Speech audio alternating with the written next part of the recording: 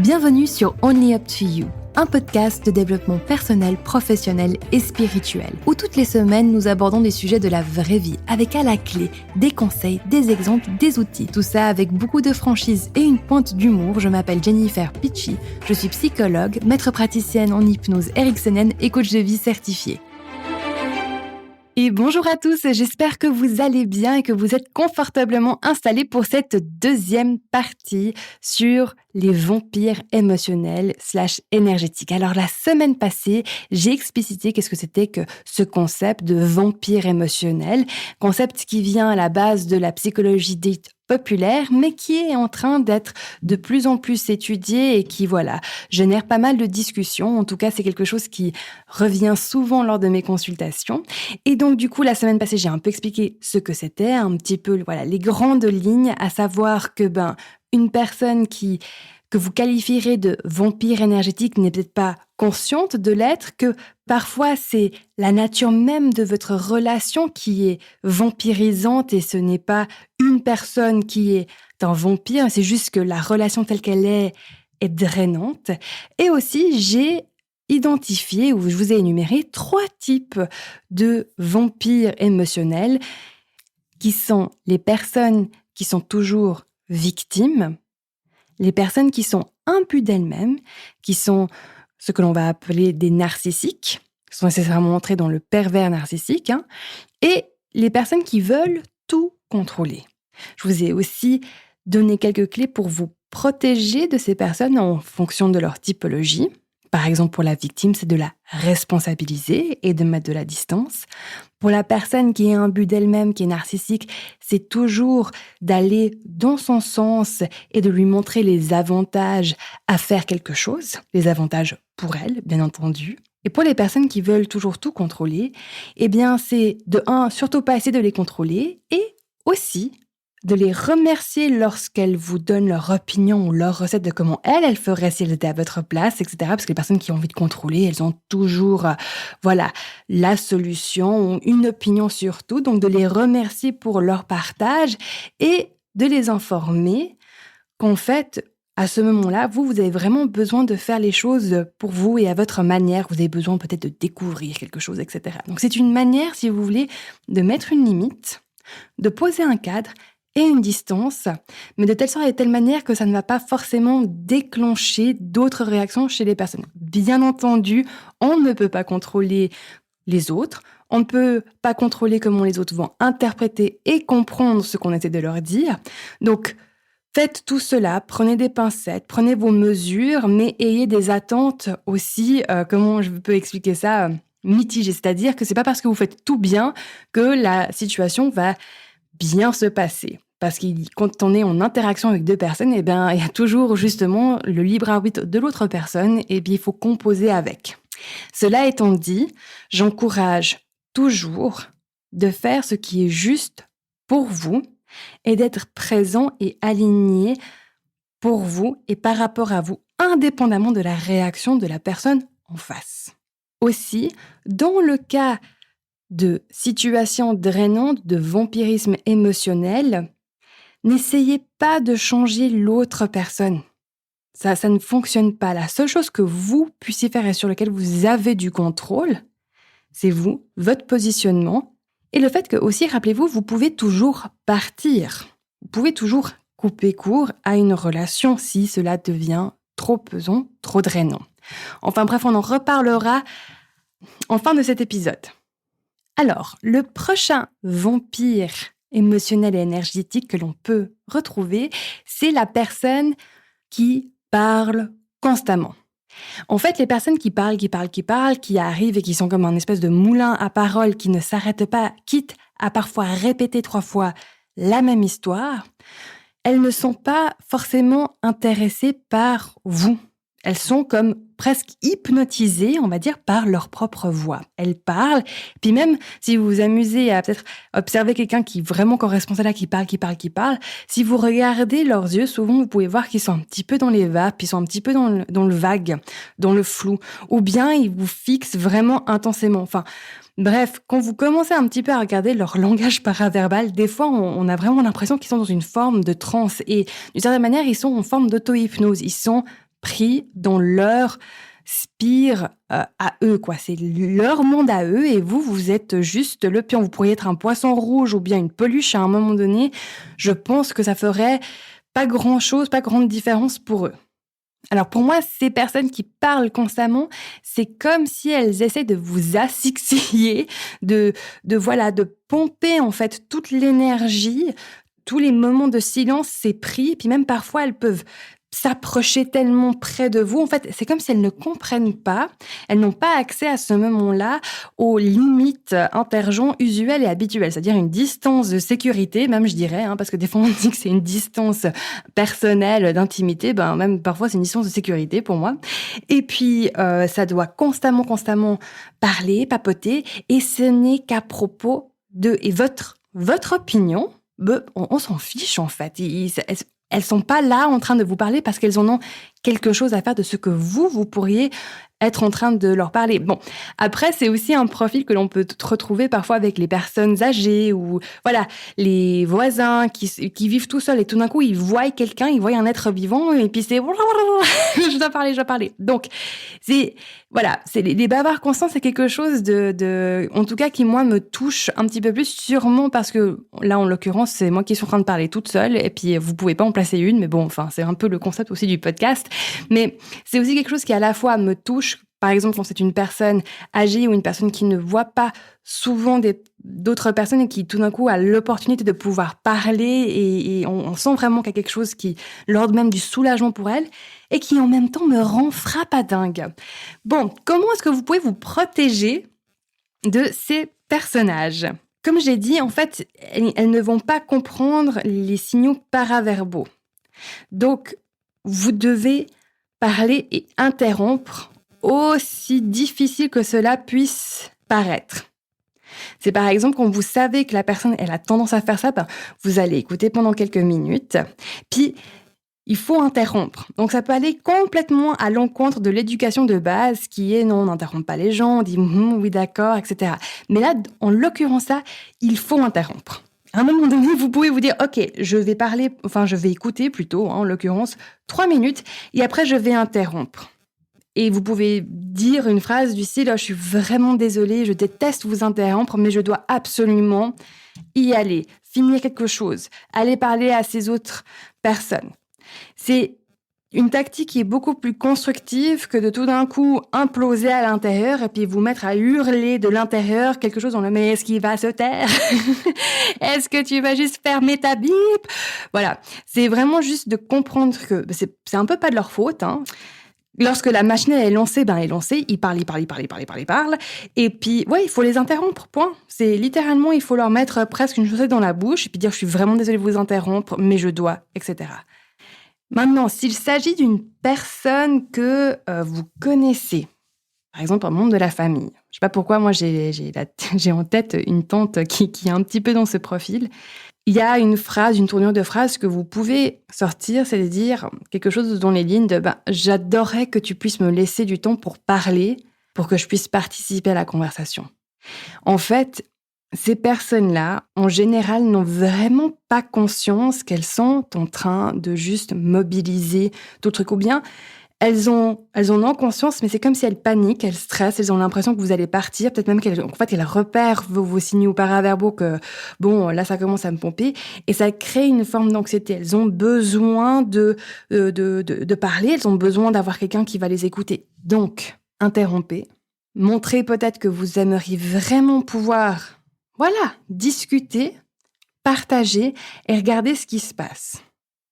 Maintenant, si c'est une personne qui, effectivement, un membre de la famille éloignée, qui, vous fait un effet presque épidermique de rejet, de « Oh non, je peux pas, à peine je l'entends même parler, j'entends sa voix, je sens son parfum, j'ai envie de hurler et de partir en courant », effectivement, mettez votre distance de sécurité en l'occurrence, et puis faites un shutdown, et puis assumez tout simplement qu'en fait, vous n'avez pas envie d'être la batterie de monsieur ou madame pendant ce repas de famille.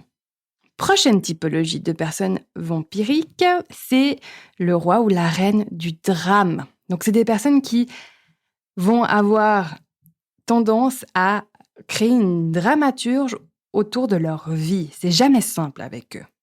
Tout ce qui se passe, c'est de l'ordre de la catastrophe. Mais tu te rends pas compte, il y a eu ça, et puis ensuite ça, etc., etc., etc.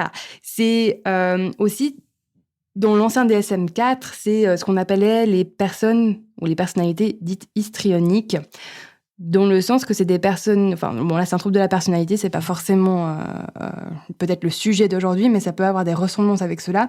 C'est des personnes qui vont, si vous voulez, élaborer à partir d'un petit incident toute une histoire. Donc, il y a une partie qui est vraie, puis après, il y a tout l'espèce d'enjolivement, c'est pas français.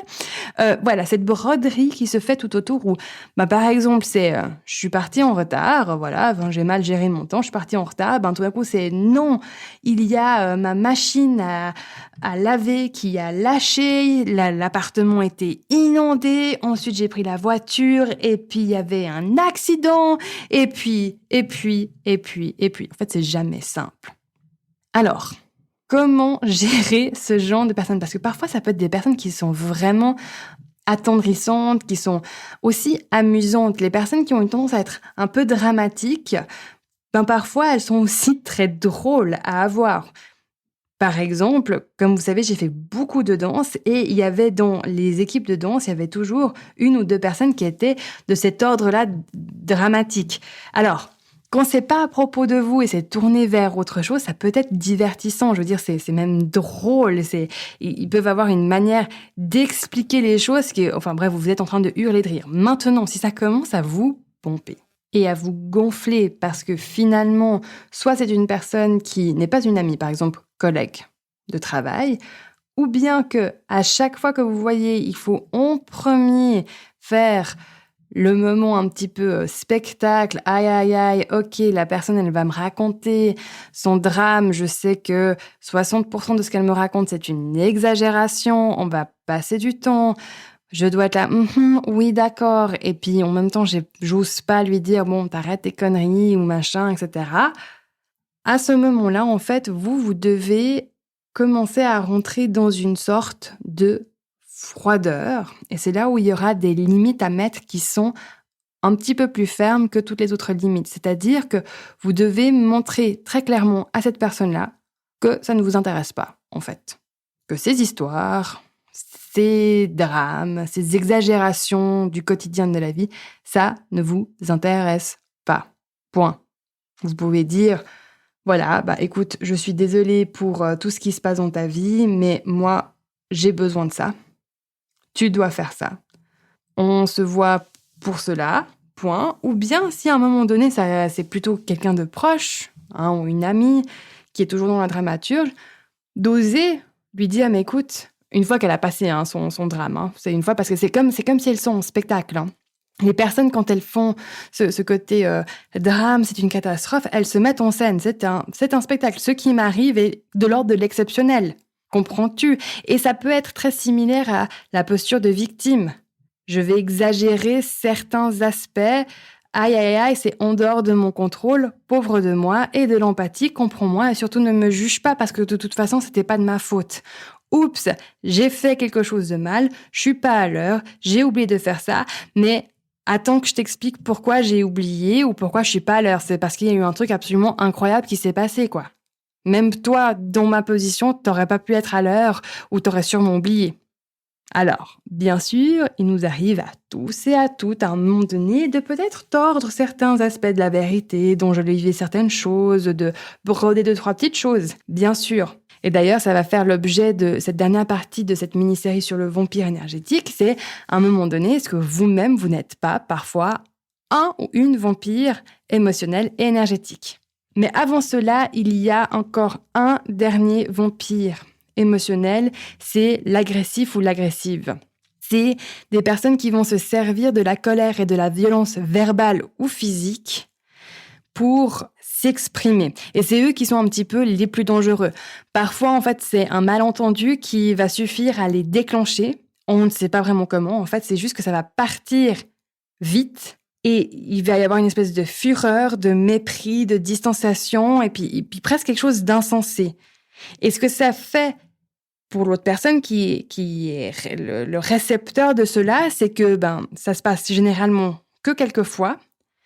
Et puis, il y a cette espèce de peur omniprésente qui ronge petit à petit, cette espèce d'angoisse, ce côté un petit peu « je ne peux pas vraiment être moi-même autour de cette personne, il faut que je fasse attention parce que la moindre chose pourrait vraiment la déclencher. » Et puis ouais, il y a une forme de peur, même si c'est juste de la violence verbale.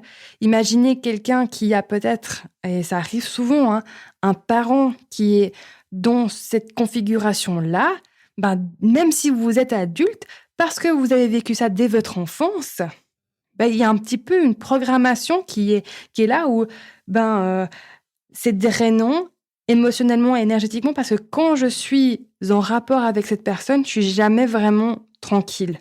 Je ne peux pas baisser ma garde. Chaque mot que je dis, si c'est le mauvais mot, pourrait déclencher. Si je ne range pas ma vaisselle dans le lave-vaisselle de la bonne manière, ça pourrait vraiment déclencher une série de critiques, de mépris, de rabaissement. Si je n'ai pas enlevé mes chaussures, et puis après, si je n'ai pas enlevé mes chaussures avant d'entrer, je vais me ramasser une critique. Même si j'ai oublié que j'étais dans mon truc. Il y a une espèce d'intolérance de la part de l'autre pour votre humanité.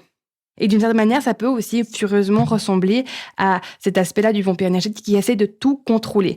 Alors, comment s'en protéger de ces personnes qui ont une tendance à devenir agressives et violentes ? Une des solutions, c'est de vous renforcer un maximum et de vous affirmer et d'être convaincu que dans le cas où elle part en sucette, que vous avez les ressources pour pouvoir y faire face et puis pas bouger, puis pas entrer dans son jeu et lui montrer que vous n'avez plus peur. Maintenant, ça, c'est pas une solution qui est forcément recommandée. Il y a très peu de personnes qui peuvent le faire et l'assumer. Donc, une autre option, c'est peut-être s'il y a un rapport qui est assez proche et il y a des moments où vous avez vraiment ce côté un petit peu cœur à cœur avec cette personne, où elle est complètement calme, c'est juste qu'elle a un caractère qui parfois part dans des extrêmes de colère et d'agressivité, c'est de lui en parler un jour et d'y aller avec les formes, de vraiment partager votre inquiétude, et qu'une suggestion peut-être, ça serait qu'elle se fasse accompagner, qu'elle fasse un travail là-dessus. Et si vous n'avez ni la force ou vous ne vous sentez pas d'avoir cette conversation, c'est de prendre vos prédispositions pour vous éloigner et rompre le lien avec cette personne. Et comme j'ai dit avant, c'est ce genre de profil qui est le plus dangereux parce que ça vient vraiment taper sur plein de plans, ça vient vous vampiriser sur beaucoup de plans émotionnels, mentaux, physiques.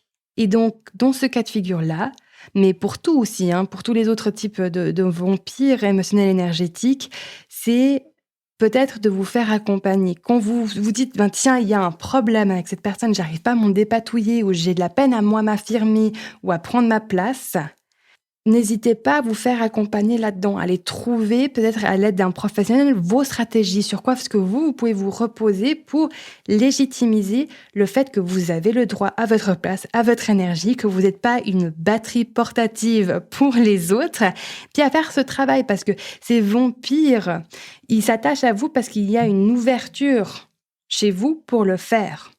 Et si vous n'avez pas écouté le podcast sur la clé et la serrure, je vous invite à aller juste écouter cet épisode qui est dans les 10 ou 20 épisodes précédents pour un petit peu comprendre cela. Donc voilà, on arrive à la fin de cette mini-série sur les vampires émotionnels et énergétiques.